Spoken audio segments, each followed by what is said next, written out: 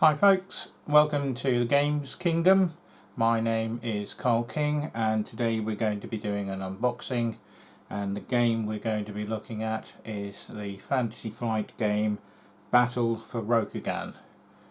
I picked this one as my first unboxing as I have a bit of personal interest in this, in that myself and some of my close gaming friends did a lot of play testing for FFG on this particular game, and we helped to shape the way that the game turned out.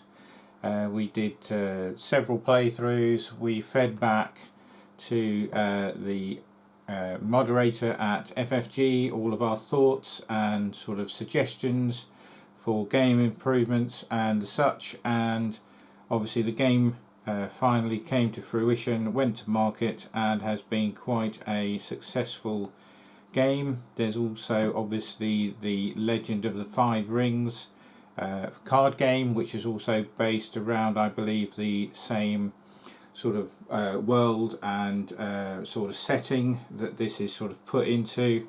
So let's have a quick look at the components and the quality. So first off, we start with a bunch of clans. We've got the Lion clan, the Scorpion clan, the Crab, the Unicorn, the Crane, the Dragon, and the Phoenix. So there's 7 different clans. It's a 2 to 5 player game. Lasts between an hour and 2 hours depending on number of players. It's a sort of dudes on the map with counters sort of game. No sort of actual sort of figures or armies as such, but you place each turn a set of counters blind to your opponents onto the board, and depending on where you put these tokens, they represent different things, and when they are revealed through a particular part of the sort of game sequence, certain things happen. Sometimes battles, sometimes you negate attacks, you're adding to your defense. You've got navies, you can attack different lands, you can sort of destroy the lands, you can make them peaceful so they can't be attacked in the future. It's a very good game, quite subtle in its complexity, I think, and a nice game if you've got a few friends who enjoy that sort of strategic game now and again, where you're trying to outbluff your opponents and gain control of territories on the map. So the game is played by, as I say, laying the counters. You also have a set amount of cards per turn. Each faction gets some cards. You also shuffle a set of cards which has got the symbol of the factions that are being used in the game, and those will determine the turn order each time. So it's not necessarily player 1 goes and then goes to the left and then goes to the left. It could be in any order.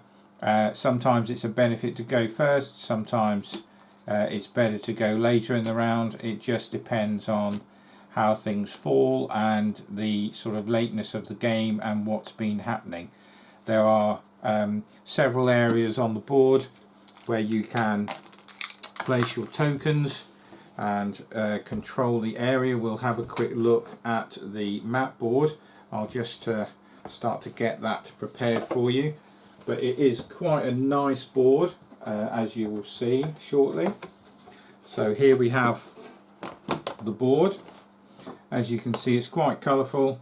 You all have your own individual regions which are donated by your clan symbol. This is where you will begin the game depending on which clan you choose, and that can be done by a simple blind draft or by just selection. There's an island out to the right hand side of the board where you can also take control. There are several cards that if you take control of certain regions you get the benefit of those cards, but if somebody else takes that region from you during the game, they take control of the card. You play through a series of turns, you get to the end of the game and you add up your scores, and obviously the one with the most points is the winner.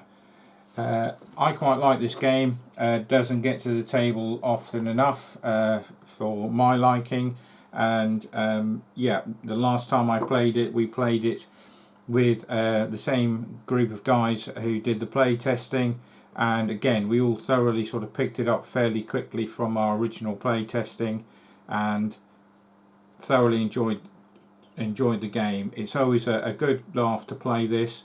There's a lot of sort of scheming and backstabbing between players who try and make deals, and then sometimes people go through with them, sometimes they don't. So if you're looking for a nice inexpensive game for a group of between 2 and 5 players, thoroughly recommend Battle for Rokugan. Go and get it, guys. Well worth the money. Thanks very much, and we'll see you again for another unboxing. Bye.